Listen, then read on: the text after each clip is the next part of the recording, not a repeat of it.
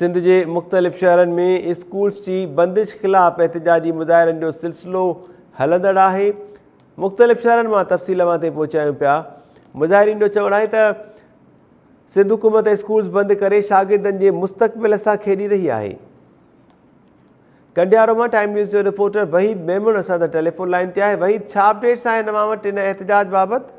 जी बिल्कुल, सिंध हुकूमत पारां कोरोना जो सबब जणाए सिंध जा तालीमी इदारा बंद करण खिलाफ शागिर्द दाद कंडियारो पारां टाउन कमेटी कंडियारो खां एहतजाजी रैली कढी असां चौक खां एहतजाजी मुज़ाहिरो कयो आहे। एहतजाजी जी अॻवानी रहीम मंगरियो, सरमत आज़ाद, सूमर मीतलो, रेहान खोसो, राजा बलादी ॿिया करे रहिया हुआ। उन मौक़े ते अॻवाननि जो चवणो त गुज़िरियल 2 सालनि खां हुकूमत सिंध जे तालीमी इदारनि सां कोरोना जो वजह ॼाणे तालीम दुश्मन रवैयो रखियो आहे। उन्हनि जो वधीक चवणो त आला तालीमी इदारनि में सिंध जो नौजवान घणो पोइ ते रहिजी वियो आहे ऐं रही सही कसर सिंध जे हुकूमरान तालीमी इदारनि खे बंदि रखण जी सूरत में पूरी करे रहिया आहिनि। उन्हनि जो वधीक चवणो त कोरोना सबबि लखें शागिर्द स्कूल छॾे चुका आहिनि, जेको वॾो नुक़सानु आहे। उन्हनि सिंध जे वॾे वज़ीर ऐं तालीम वारे वज़ीर खां मुतालबो कयो त सिंध जा तालीमी इदारा फौरन खोले सिंध जे नौजवाननि जो मुस्तक़बिल तबाह थियण खां बचायो वञे। जी ठीकु आहे वहीद मेमून, महिरबानी अव्हांजी तफ़सील ॾियण जे लाइ। नसीराबाद में टाइम न्यूज़ जो रिपोर्टर आशिक फुलपोटो भी असां टेलीफोन लाइन ते आहे। आशिक, अवां वटि छा अपडेट्स आहिनि? एहतजाज कयो पियो वञे स्कूल्स की बंदिश खिलाफ़? जी सॼी सिंध जी अॼु नसीराबाद में भी स्कूलन के तालाबंदी खिलाफ सुजाग ॿार तहरीक ऐं शहीद बेनज़ीर भुट्टो लाइब्रेरी के नौजवाननि पारां अॼु स्कूलन के तालाबंदी खिलाफ एहतजाज करे नारेबाज़ी कई वई आहे।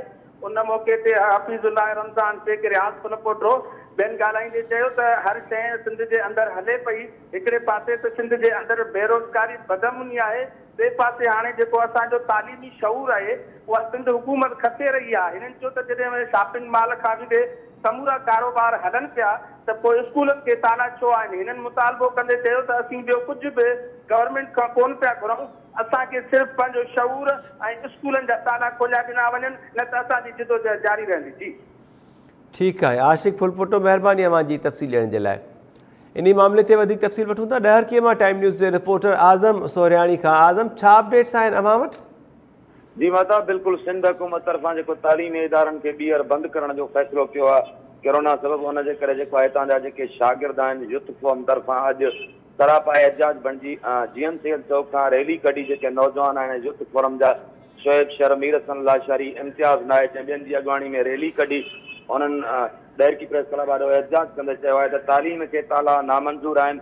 हिननि इहो चयो त 1 साल अॻु में बि असांखे प्रोमोट कयो वियो, पर असांजी तालीम जेका आहे तबाह थी वई आहे। असां जहालत वारे मौत हिन वक़्तु नथा मरणु चाहियूं। सिंध हुकूमत खे घुरिजे त फौरी तौर ते इहो पंहिंजो फ़ैसिलो वापसि वठी SOP तहत जेके तालीमी इदारनि खे ताला आहिनि उहे खोलिया वञनि। हिननि चयो त जेकॾहिं तालीमी इदारनि खे तालनि वारो जेको आहे सॾु वापसि न वरितो वियो, ऐलान वापसि न वरितो वियो, त असीं एहतजाज जो दाइरो वधीक वधाए सघूं था। जी ठीकु आहे आज़म सोरियाणी, महिरबानी अव्हांजी तफ़सील ॾियण जे लाइ। मुज़ाहिरीन जो चवणु आहे त जेकॾहिं फौरी तौर ते स्कूल्स न खोलिया विया त हू एहतजाज जो दाइरो वधाए छॾींदा। सिंध हुकूमत पारां स्कूल्स बंदि करण वारे फ़ैसिले ख़िलाफ़ मुख़्तलिफ़ शहरनि में एहतजाजी मुज़ाहिरनि जो सिलसिलो शुरू कयो वियो आहे। वारिस ॾिनो माछी, नसीराबाद, कंडियारो, ॾहरकी, ठरी, मीरवाह, दौड़ ऐं पनो आकिल समेत कश्मोर में बि एहतजाजी मुज़ाहिरा कया पिया वञनि। स्कूल्स बंदि हुजण ख़िलाफ़ पीर जो ॻोठ, गंबट, मटियारी ऐं जोही में बि एहतजाजी रैलीज़ कढी मुज़ाहिरनि जो सिलसिलो